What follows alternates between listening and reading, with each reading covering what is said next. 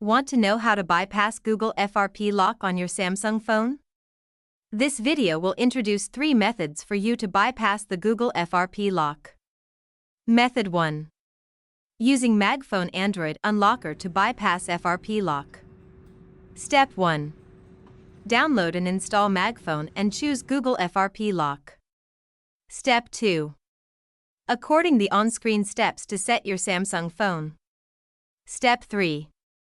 Waiting for the software to work, then the FRP lock will be removed successfully. Method 2. Bypass FRP lock via Google Account Recovery. Step 1. Open the Google Account Recovery interface in a browser on your computer.